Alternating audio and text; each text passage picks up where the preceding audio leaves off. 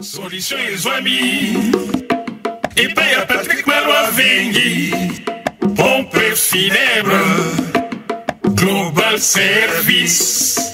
Du jamais vu à Paris, PFGS, pompe funèbre Global Service Val-de-Vion. Pour l'enterrement de vos proches, parents, amis et autres connaissances. À Paris, en France, la grande maison spécialisée Pompe funèbre Global Service s'occupe de tout. De la morgue, cortège, jusqu'à l'enterrement au cimetière partout en France, adressez-vous chez les pros.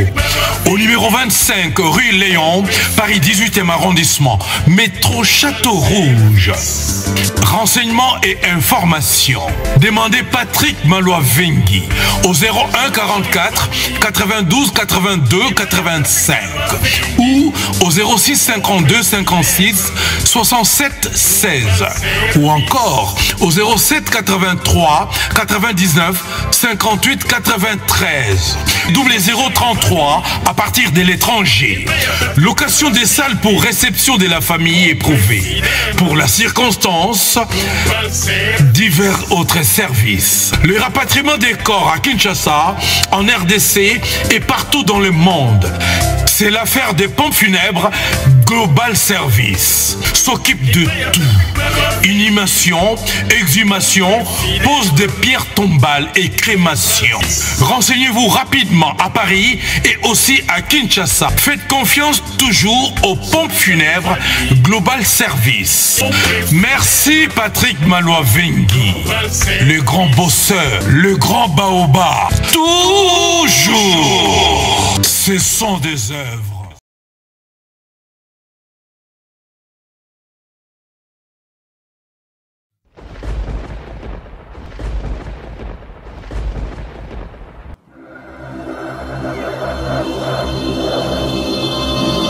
Edino, yoza fin, mutaleki azate, oza suka, libulu zanga suka, mokako swa, kende, donc yo leki.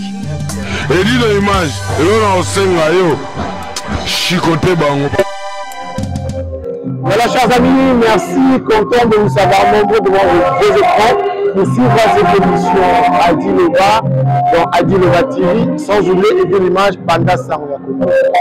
C'est le mois de mars, c'est le mois de mars, c'est le mois de la femme. Vous savez si bien, tout le mois c'est pour la femme. Mais par contre, le 8, la date où les femmes revendiquent leurs droits, ont revendiqué leurs droits. Journée internationale des droits de la femme. Nous avons l'occasion, la chance de recevoir parmi les témoignages celle qu'on appelle FL. Ah, Maman Antoinette FL, Azala Bissou Awa, Oboyeni, je me rappelle encore, anniversaire dans la crevette. Aïe, Nabosende. Maman FL, Maman Antoinette, bonjour. Bonjour, papa. Bissou, mois de la femme. Ils ont date le 8, là le mois de la femme. Ils ont le Bélaouni. Le 8 mars, c'est le Bélangaï, c'est le droit international des droits de la femme. C'est ça, non? Voilà. Donc, pour tous les droits de peut-être le salaire. Peut-être la bonne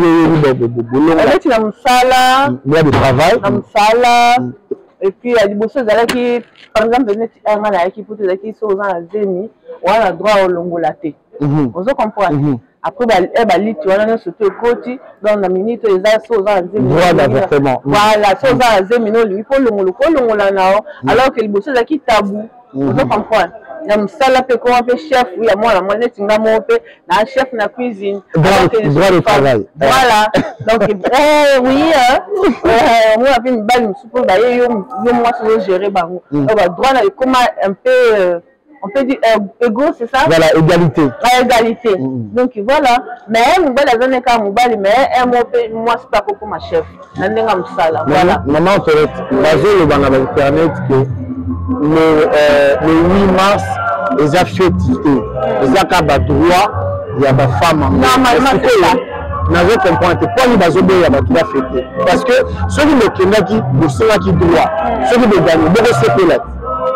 Bon, que c'est pelango et ça vraiment la ndenge ya bisoté. Donc comme ça on fait la ndenge mondele balobela kaka le jour où on signe na pas wana.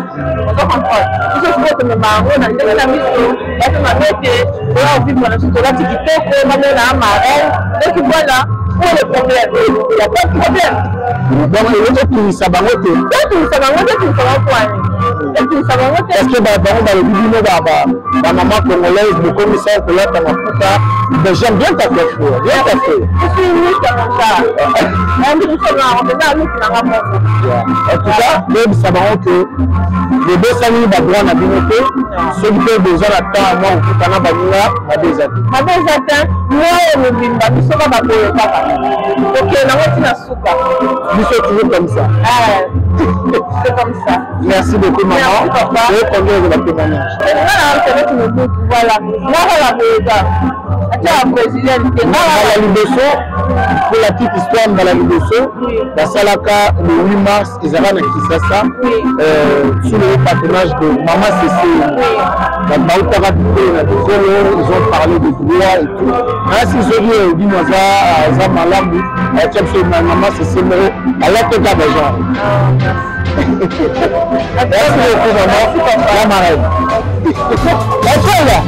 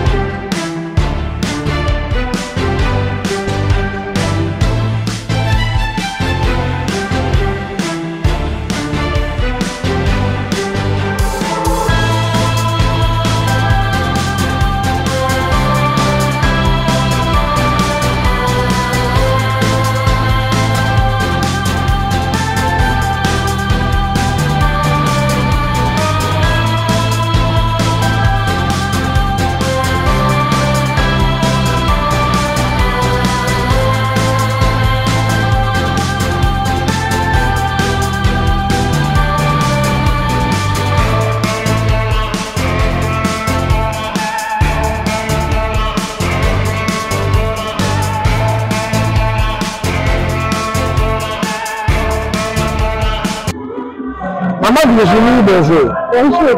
Maman Virginie, tu es dans le mois de la femme. Le 8 mars, ils ont battu Bassi Bamel, c'est ma droit, on a parlé de la Makasi.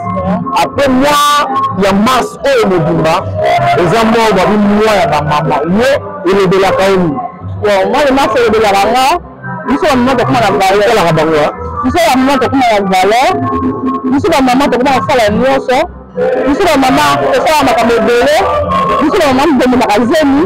Nous sommes maman de votre rabana, de votre laka. Et moi, les hommes de la maman, on va se faire. Mais le dit que Bino a besoin de se faire, Bino qui n'est pas fait, mais droit n'a Bino besoin de monter. Droit nous mettons dans maman Babundaka. Droit, droit nous la maman après si la maman comment se faire en haut. Oui, c'est ça. Après ça, c'est droit. On a rejeté. La famille c'est la mboko et moi ça c'est la toute comment ça là. Nous sommes nous la fête sur de ça la masse. Et la masse, et la ligne moi ça là. La rose va te donner c'est mon la maman. Et ça la valeur nous c'est la mboko de la valeur nous. C'est la maman. Alors tant bazoloba que bino bokomi kosala yango feti bazosala ekwa neti bakocola bino bazoseka bino mpenza bolati maputa namoi maputa elatami awa monzele esalami awa tant bazoloba bongo yo ezoba nini ngai nazwaka maputa so nabi maputa wana France so naotambola nazwaka na esengo makasi koboya nakanzaka mama sese mama lebiki ntango azali soki alaki maputa azoleka mama wana te place akenda reposa mpe nzambe apambola ye atikeli mpo mama valeur amaputa na mboka oyo yango nasepelaka mpo nalaki maputa so mutatelika alobiki oyo congolais azoleka alaki maputa yango journée de la femme nazala na esengo makasi merci beaucoup mama Joshi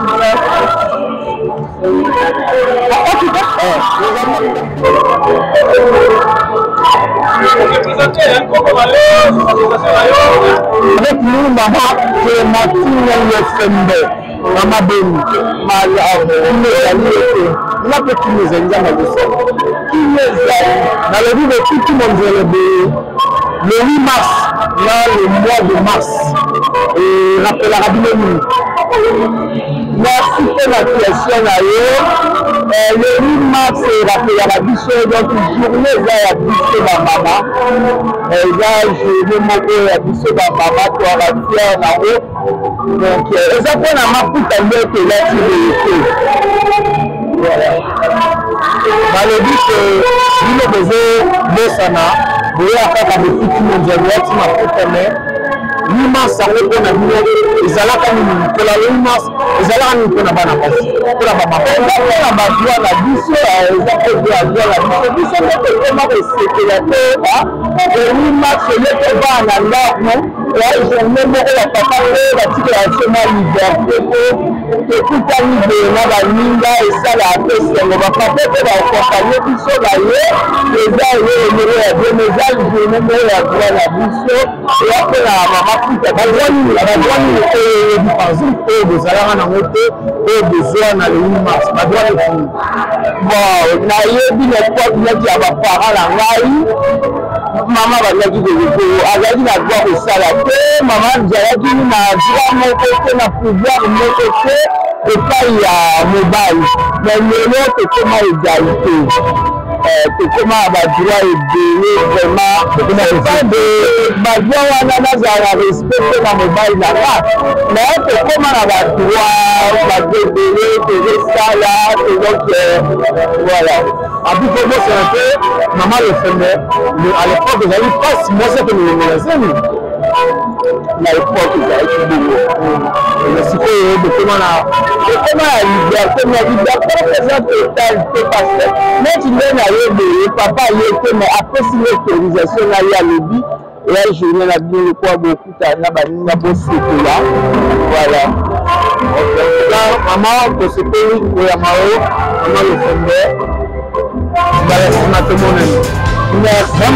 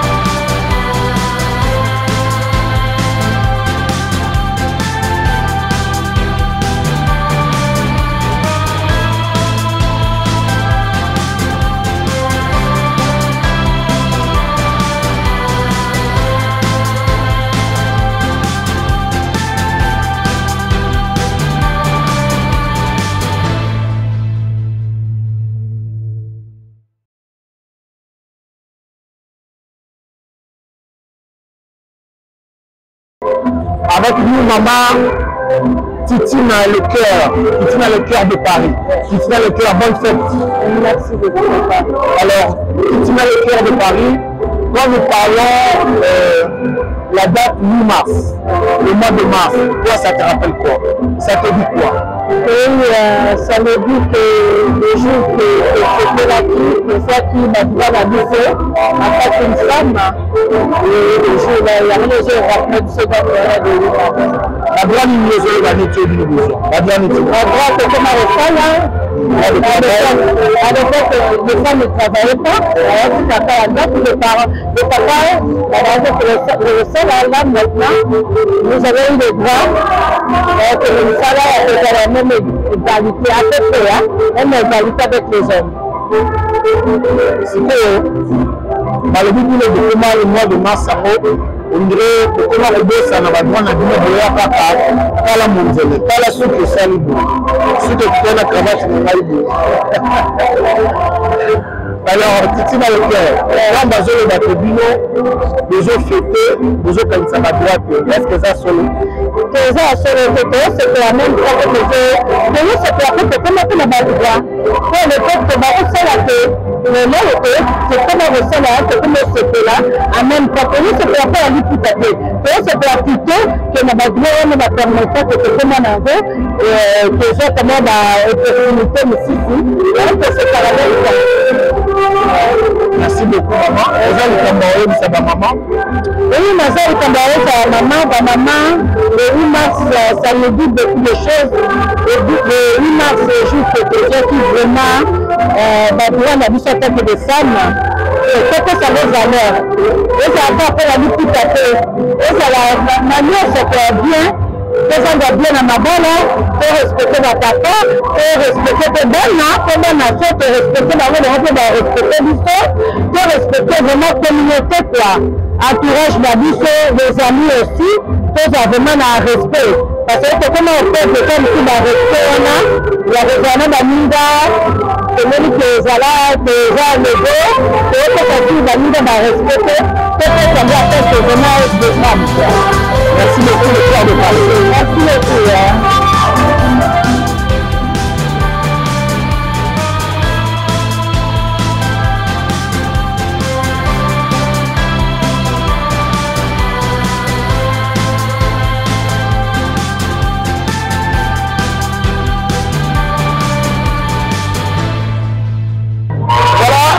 Maman Astrid Awa, maman Astrid, bonjour. Oui, bonsoir, bonjour. Alors, maman Astrid, le mois de la femme, la date c'est le 8 mars, ça te dit quoi? Le 8 mars, c'est l'émancipation de la femme. Et la femme a le droit de travailler. La femme a le droit de travailler. On se dit, elle est de apporter aussi. Vous ne pouvez pas, c'est-à-dire, on va se mettre on est là. Mais maintenant, on va faire la vidéo, maman, le mois de mars, les étés, c'est là, au lieu de éviter c'est normal. Parce que d'abord, Simone Veil. Après, on a peut-être ma femme, ou les Français, je pense qu'on a la taille à apporter. C'est une femme Simone Veil. C'est parti à la communauté à Québec. Avant, nous pouvons aller à face de la France, à la qui se portait, mais à la base. Et voilà pourquoi on est là. Donc, on doit se réduire, on doit fêter, on doit. Merci beaucoup, nous avons connu la marraine. Ah oui, c'est la marraine de notre association qui s'appelle les Amis de Dimanche. Parce qu'après, il y a 15 ans passés, on a dit à Limoges, on s'est passé pour les amis. Et du coup, on se réduit encore ici sur la région parisienne. Et c'est pour ça on savait là que c'était les Amis de Dimanche. Parce que nous, c'est bien. En tout cas, on dit ma part, quoi. Du coup, je te souhaite très bonne fête. Merci.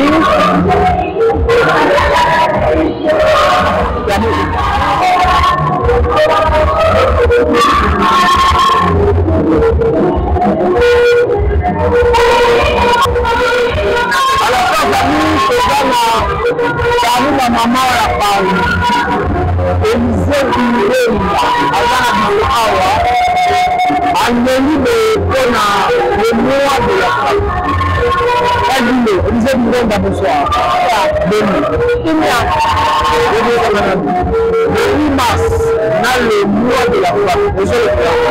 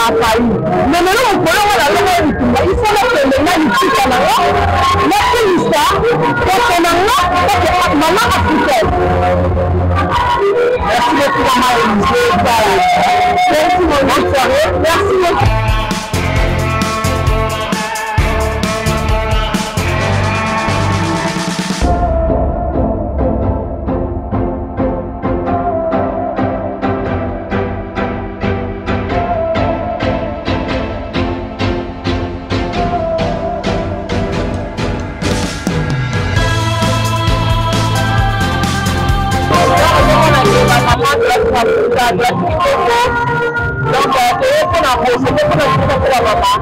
Là, je vais chercher ma maman. En tout cas, Clarisse, on te souhaite Clarisse, original mercenaire. Le mot de la fin, c'est bon? C'est bon. Et c'était une très bonne fête, Clarisse. Merci. Amuse-toi bien. Merci. Et voilà. La personne, ça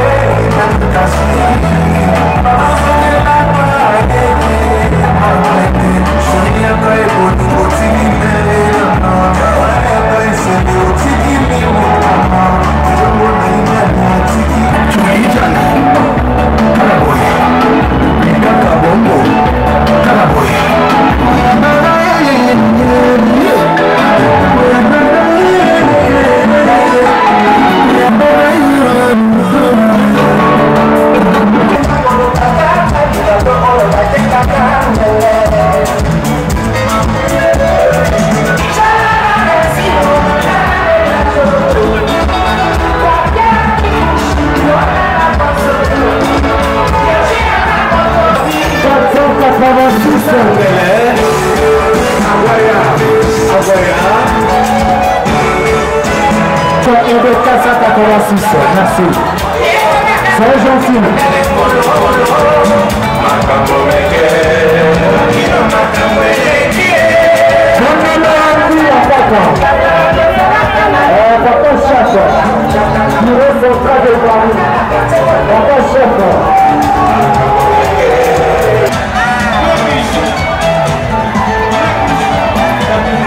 Solution et amis.